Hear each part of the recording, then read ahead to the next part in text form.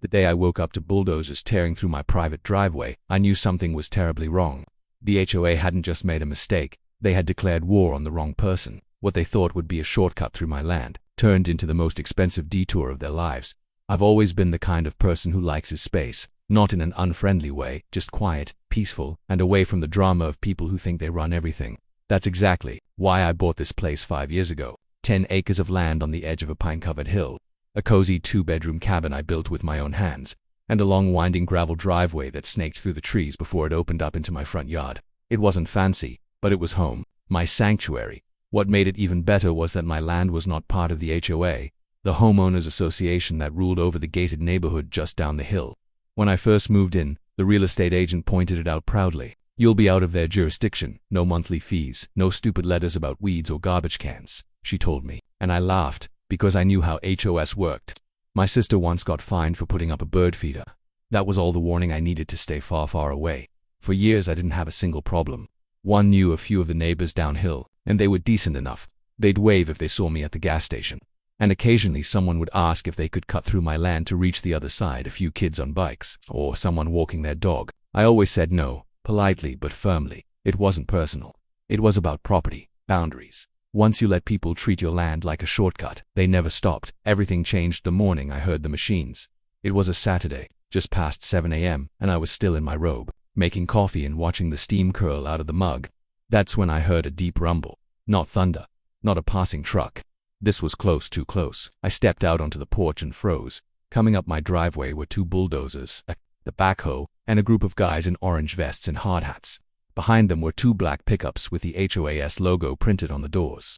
My heart dropped. I hurried down the steps waving my arms. Hey, what the hell are you doing? One of the workers, a guy with a clipboard and a very annoyed face, walked toward me. You need to stand back. Sir, this area is scheduled for grading today. I blinked, confused. Scheduled by who?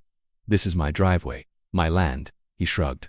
HOA gave us clearance. We're cutting a new access road. My mouth went dry. Yeah, what? He didn't even answer, just turned around and waved at the machines. The bulldozers roared to life. One of them started pushing through the gravel near the bend in the road where I'd planted lilac bushes last spring. Another ripped straight through a wooden arch I'd carved myself. It used to say "Welcome to the Pines." Now it was just splinters. I ran back up to the porch, grabbed my phone and started recording. I shouted at them to stop. They didn't listen. I called 911. The dispatcher said it was a civil matter. I called the county. No one picked up. It was a weekend. Panic gave way to fury. These people didn't even knock on my door. No warning, no letter, no phone call. They just showed up like they owned the place and started destroying it. All I could do was stand there, helpless, as 20 feet of my driveway was turned into rubble. When I saw the woman step out of one of the trucks, I knew who she was instantly. Marla Jensen, the new HOA president. I'd heard her name from the neighbors. Type of personality, ran everything like a military camp. People said she fired the last landscaping crew for trimming bushes an inch too short. She walked over to me, wearing heels on a construction site, and big sunglasses, like she was some kind of celebrity. You must be Mr. Landon, she said, all smiles. I want you off my property right now. Her smile didn't fade. I understand you're upset, but this is bigger than one person.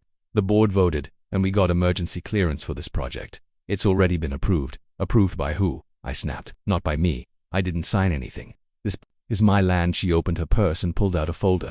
Inside were printed documents, maps, and what looked like some kind of temporary permit. The county granted us temporary emergency access under Code 18B. It allows for community projects that benefit public safety. I stared at her like she was speaking another language. Public safety?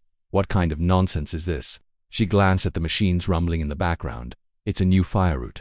It'll connect the east and west sides of the neighborhood and reduce evacuation times by over 3 minutes. It's a critical improvement. And your driveway happens to be the best route. I nearly laughed. So instead of asking, you just took it. She didn't flinch. We followed legal procedure. I'm sorry you weren't notified. I could barely breathe. My hands were shaking. I'd worked on that driveway for years, laid every stone myself. I'd built it for my home, not as a shortcut for HOA golf carts and power walkers, and now it was being turned into a public road, just like that. Like my ownership didn't matter. I took photos, videos, everything I could. Then I did what I always do when I'm angry. I went quiet. I turned and walked back into the house while Marla kept talking about community benefit and cooperation. I didn't say another word. Inside. I sat at my kitchen table for nearly an hour, just staring out the window at the destruction. My driveway looked like a war zone. Dust clouds rose through the trees. I could already hear the beep beep beep of dump trucks reversing. The sound echoed through the forest like an insult. I finally grabbed my laptop and pulled up my deed. There it was, in black and white, 10.42 acres. With no easements, no right-of-way granted to any HOA or community entity. It was my land. The law was on my side. But laws don't mean much when someone's already driven a backhoe through your life. That afternoon, I called an attorney, a real one, not just some guy from town, but a land rights specialist in the city. I sent him the videos, the permits, and the scanned copy of my deed. His first words after looking everything over, "They're out of their minds." That made me feel a little better. What the HOA had done wasn't just bold, it was reckless. They had filed an emergency use application without my consent for a project that was clearly not an emergency. They twisted the rules to benefit themselves. Gambling that I wouldn't fight back, well, they were wrong, because I wasn't just going to fight back, I was going to bury them in the one thing they never expected. Facts. The next morning, before the machines returned, I began setting up cameras, trail cams, dash cams, anything I had. I documented everything, every inch of disturbed land, every vehicle that passed through. I even recorded license plates. Then I started planning. If they wanted a road through my land, they were going to regret ever putting a wheel on it. By Sunday morning, the sound of construction had become a constant, grinding background noise to my life. Bulldozers had now carved deep tire tracks into my property, and my driveway, once a peaceful path through the trees, had been widened and flattened into what looked more like a utility road. At night, I could hear the rumble of trucks driving across it, their headlights flickering through my curtains like strobe lights at a party I hadn't been invited to, and I wasn't the only one noticing my neighbor from across the ridge. Old Mr. Reynolds called me that evening. His voice was raspy with age but filled with the same disbelief I felt. "Son, I saw what they did to your place. They didn't even ask." "Nope," I said, holding back my anger. "They just showed up and started tearing it all apart. Claimed they had some emergency clearance." Reynolds snorted. "Emergency? That Marla woman thinks she owns the whole county. Don't you let them get away with this. You stand your ground." I promised him I would. On Monday, I took a trip down to the county records office. My lawyer said it was important to get a certified copy of my land survey, even though I already had one in my files. "You'd be surprised how fast missing paperwork becomes a weapon," he told me. And he was right. When I arrived, the clerk behind the desk looked confused when I mentioned the emergency access request. She said, flipping through a folder. "This says it was submitted under fire code exemption. See it to say, uno temporary access during wildfire season." I raised an eyebrow. "There's no wildfire. Never has been. And I was never notified." She hesitated. "It says here that a notice was mailed ... but it looks like it went to an old address." "What address?" She turned the screen toward me. It was an address I hadn't lived at in over 8 years, a rental I used when I was working construction in another county. "They used this?" I asked, stunned. "That's not even close to where I live now." She gave a small shrug. "We use what's on file unless it's updated." That's when I realized something chilling. Someone deliberately changed the mailing address in the county's database. I hadn't lived there in nearly a decade. There was no way that was an accident. My mind flashed to Marla, the way she had smiled while my land was being destroyed, like it was just another item on her to-do list. This wasn't a mistake. This was a setup. I made copies of every document I could get my hands on, including the access permit, the address history, and the survey maps. Then I went home and started putting together a timeline. When did the paperwork get submitted? Who signed off on it? Who authorized the machines? It didn't take long to find the connection. The signature on the permit. A man named Stephen Caldwell, a local zoning officer, recently appointed by the county. And guess who was his sister-in-law? Marla Jensen. That's when it all clicked. Marla hadn't just pushed through a fake emergency project, she'd roped in her family to help. She used her brother-in-law's position to fast-track the paperwork, change my mailing address, and get everything approved without my knowledge. It was slick, shady, but not bulletproof. Because while Marla might have had friends in county offices, I had something better. Proof. I called my lawyer and told him everything. He whistled into the phone. "You might be sitting on a gold mine, Landon. If they changed your contact information without permission and used family ties to push through an easement, that's fraud. We could take them for everything." But he also warned me to be careful. HOAs like this don't back down easily. They'll fight. They'll spin it. You need more than just a few documents. You need undeniable evidence that they abused their power. So I went back to work. Every day, I checked my trail cameras. I positioned one near the bend in the road, another near the old archway, one up in a pine tree with a wide view, and one tucked behind a rock pile near the edge of the construction site. I recorded everything, every HOA board member who drove through, every contractor who stepped onto my property, and every person who treated it like it belonged to them. On the 4th day, my cameras caught something shocking. Marla standing at the far end of the new road, giving orders to a group of landscapers. She was pointing at my property, directing them where to cut back trees and place boundary markers in her hand, a blueprint that didn't match the public plans filed with the county. My zoom lens caught the title, Phase 2 Expansion, Community, Pathway Project Phase 2. They weren't just building an access road. They were planning to turn my entire lower property into a public walking trail. Benches, signs, flowers, the whole thing. My sanctuary was being prepped to become a community park.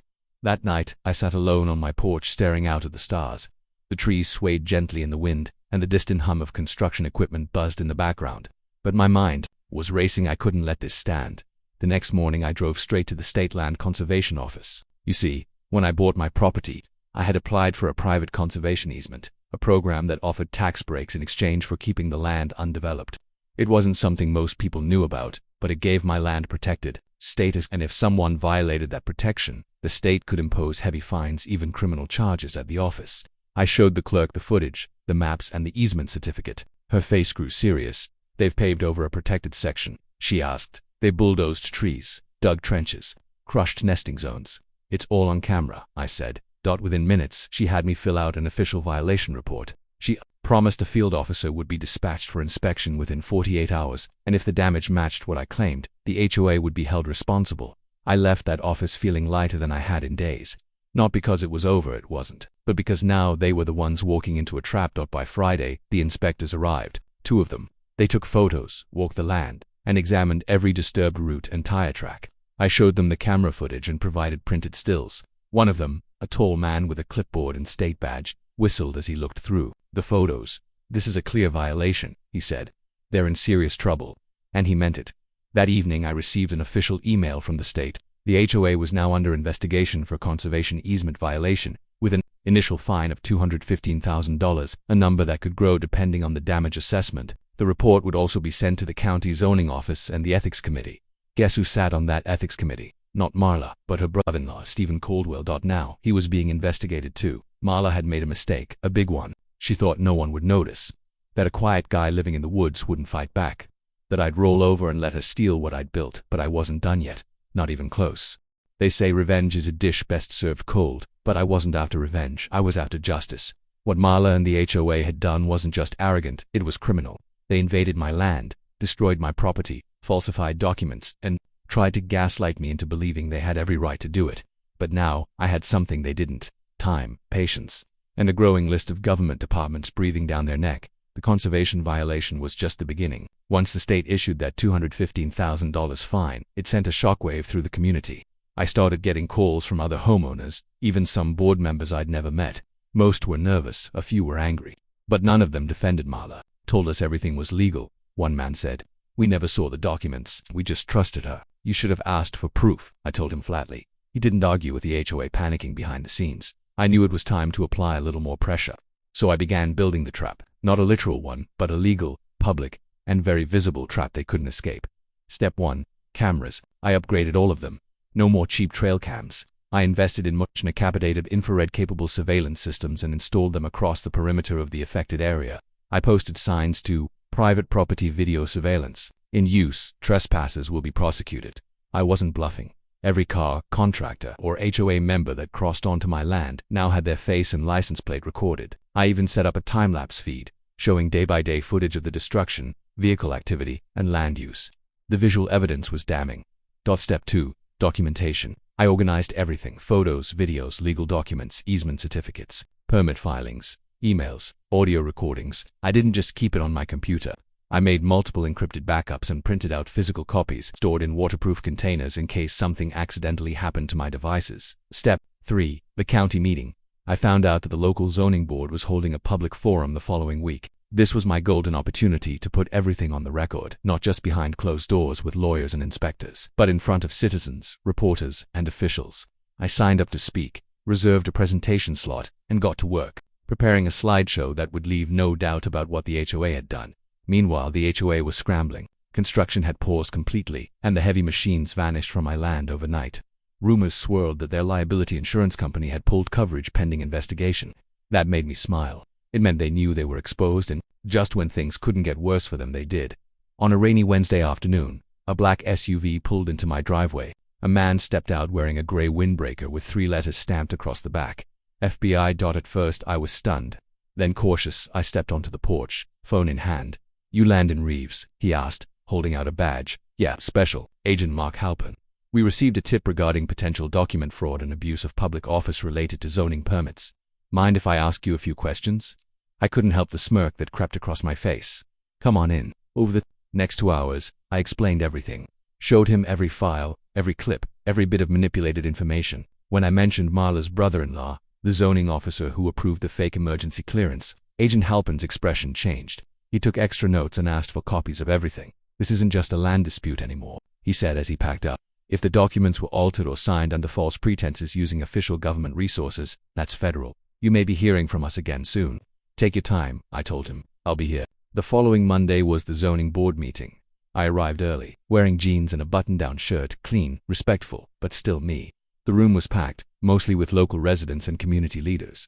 The HOA board sat at the front, looking nervous. Marla wasn't there. I took my seat and waited. When my name was called, I stood, walked to the podium, and loaded up my USB drive. What followed was a 30-minute presentation that none of them would ever forget.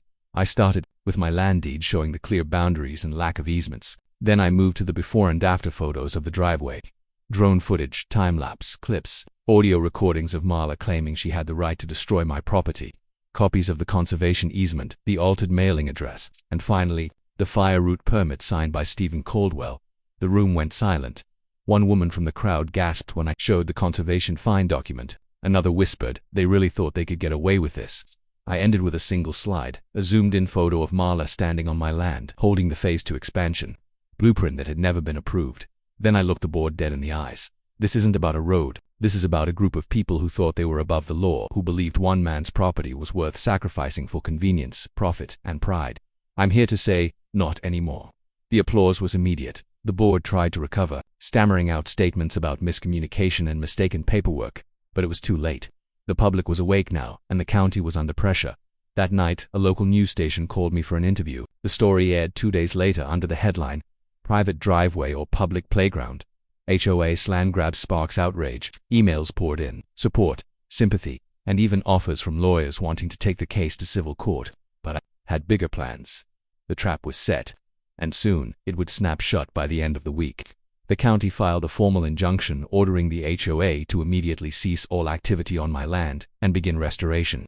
A separate investigation into zoning fraud was confirmed.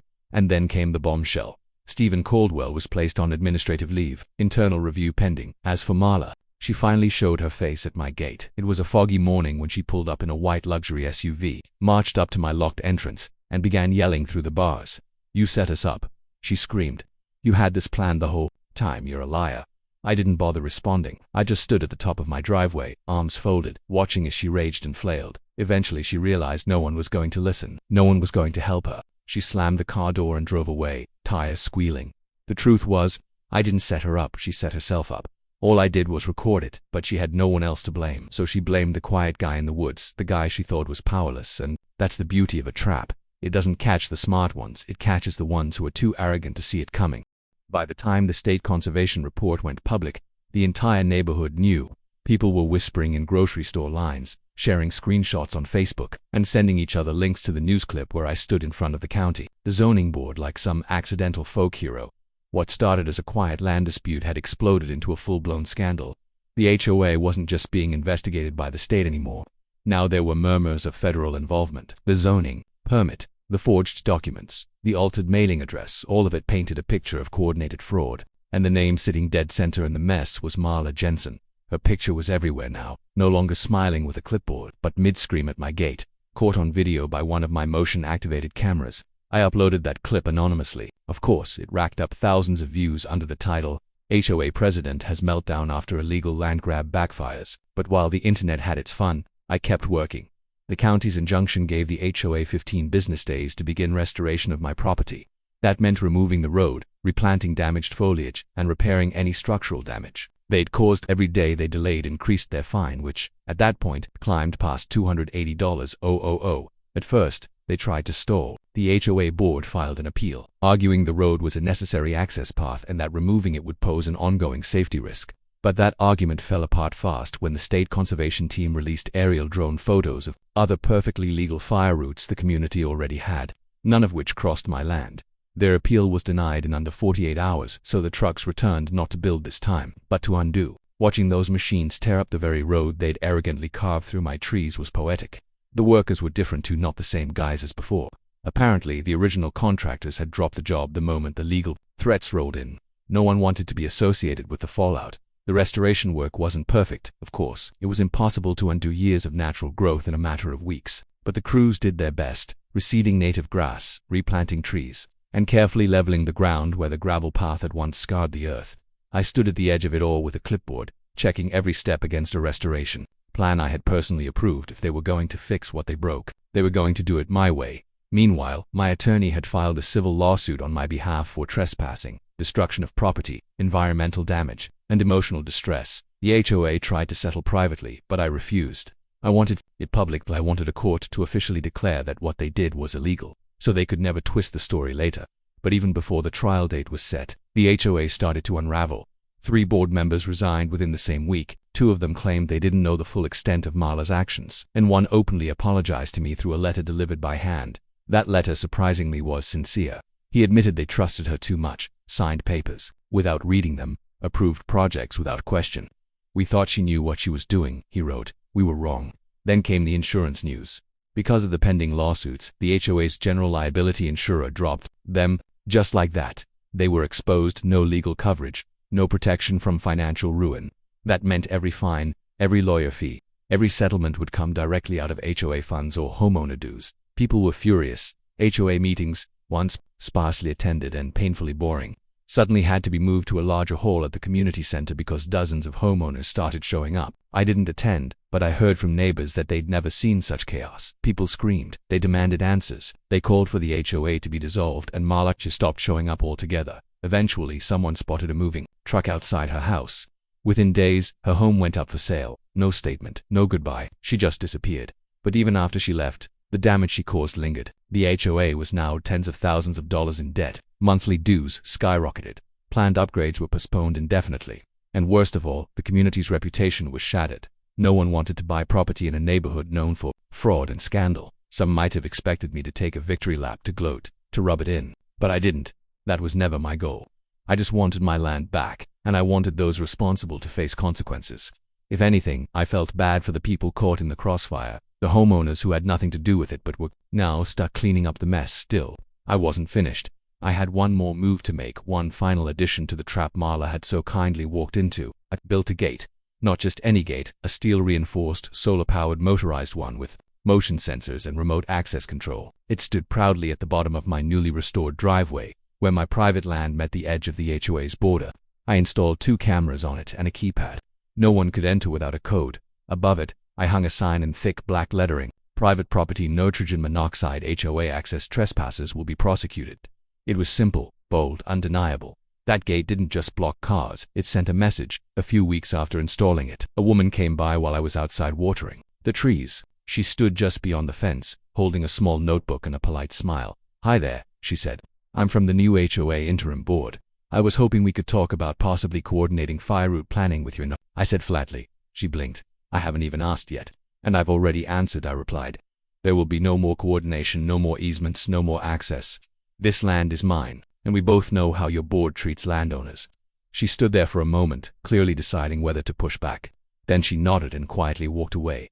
I wasn't being cruel, I was being smart. You don't hand your keys back to the people who tried to burn your house down. From that day forward, things were quiet again. No more construction. No more unwanted visitors. The pine trees swayed freely. The lilacs I replanted began to bloom again. And the gravel under my tires felt just a little more satisfying every time I came home. But most importantly, I had my peace back. And now, it was protected. The HOA had thought they could steamroll one quiet landowner, twist the rules, bend the law, and come out victorious. What they didn't expect was that I would fight back, that I would set a legal, tactical, and well-documented trap that exposed their lies and cost them everything. I didn't need to raise my voice, I just needed to stand my ground. And now, every time I pass through that gate, I smile because I remember the moment they crossed a line they couldn't uncross, and I made sure they would never forget it. Spring returned to the land, almost like nature itself was celebrating the end of a war. The trees had begun to fill out again, the air smelled of rain and pine, and birdsong echoed through the forest in the early mornings. If you'd stood at the edge of my property now, you'd never know it had once been ripped apart by bulldozers and false authority. but I knew every shovel of dirt, every fresh tree planted, and every smooth inch of new gravel on my restored driveway reminded me exactly how far I'd come. It had been nearly 5 months since the county ruled in my favor. Since then, the HOA had fallen silent. Their leadership had been replaced by an entirely new board, one trying desperately to clean up the wreckage of the mess Marla had left behind. Last I heard, she had moved to another state entirely. She'd sold her house at a loss and vanished from local records. There were rumors that she might face charges, but I stayed out of that part. I wasn't chasing vengeance. I'd already won. The civil court case closed in my favor too. After everything I presented, videos, documentation, the conservation violation, and the illegally altered permit, the HOA's defense didn't stand a chance. The judge ordered them to pay for the full cost of property restoration, damages, legal fees, and an additional $80,000 for emotional distress. It didn't make me rich, but it did feel like justice had finally stretched its legs. And while all that was satisfying, the most meaningful victory came in the form of something small. Silence. No cars cutting across my land. No clipboard officials treating my property like it was theirs. Just me, my woods, and the quiet rustle of the wind through the trees. I had my land back. But more than that, I had proven something, that no matter how big someone thinks they are, they can't take what's yours if you're willing to fight smart and stand your ground. But just when I thought it was finally over, there came a knock. It was late afternoon when I heard it. A soft knock at my front door. 3 quick raps. Not forceful, not nervous, just ... steady. I opened the door to find a man in a gray suit, tall, polite-looking, holding a black binder and a clipboard. "Mr. Reeves?" he asked. I nodded, instinctively narrowing my eyes. "Depends. You with an HOA?" He chuckled softly. "No, sir. I'm with the County Land Development Office. My name's Harris. Just here to follow up on something." He explained that after the fallout with the HOA, the county began auditing several permits issued in the past 5 years. Apparently, they discovered that multiple developments in the area had been greenlit under questionable circumstances, many of them using the same emergency clearance codes Marla abused. "I'm not here to investigate you," Harris said quickly. "Quite the opposite, actually. I just wanted to let you know that your case set off a domino effect. We've uncovered a lot of unethical activity, and your documentation played a major role in helping us expose it." I was quiet for a moment. "So ... this whole thing might have stopped more than just one fake road." He nodded. "Quite possibly. In fact, we're suspending a new construction project that was set to run through the marshlands 2 miles from here. That land's protected under the same conservation laws you used. Without your case, that might have slipped through the cracks." That hit me harder than I expected. For months I'd fought alone, thinking I was just trying to protect my driveway, my trees, my right to not be trampled over by a neighborhood committee on a power trip. But now, knowing it had gone beyond that my stand had actually stopped other land from being exploited, made every cold night, every form I filed, and every insult hurled at me completely worth it. Before he left, Harris handed me a small envelope. "There's a formal letter inside. The county wanted to thank you. That kind of courage isn't something we see often." He turned, gave a polite nod, and disappeared down the road, leaving me alone once again in the quiet calm of my home. I stood there for a while, just holding the envelope in my hand. Then I walked down to the gate, my gate, and looked out across the land that had once nearly been lost. The sun was beginning to set behind the hills, casting long golden rays across the tops of the pines. Everything was still clean, whole, again. And finally, at long last, I felt peace. I thought back to that first day, when I stood barefoot on the gravel, shouting at bulldozers, powerless and stunned. I remembered the arrogant smirk on Marla's face. I remembered the crushed archway, the broken lilacs, the mud where wildflowers used to bloom. But all of that was gone now. In its place stood new flowers, stronger trees, and a reinforced boundary. No one would ever cross again without consequence. Not because I had built a wall, but because I had built a reputation. And reputations, unlike roads, can't be bulldozed. A few days later, I made one final change to the entrance of my land. I removed the old warning sign that said no HOA access. Trespassers will be prosecuted. In its place, I hung a new one, simple, clean, and carved from the same wood as my original arch. It read, "This land was fought for, respected." And beneath it, a smaller plaque, "Private driveway, protected by truth." I wasn't just marking my territory, I was telling a story. Because if there's one thing I've learned, it's this. You don't have to be loud to be strong. You don't have to be rich to be right. And sometimes, the quietest people have the biggest traps waiting for those who push too far. Let Marla's name fade. Let the HOA try to rebuild their little empire. None of that mattered anymore, because this was my land. And now, everyone knew it. Enjoyed this story. For more eye-opening real-life dramas and powerful stories like this one, subscribe to Bright Reality. Don't forget to like, share, and leave a comment. Your voice helps bring these true stories to light.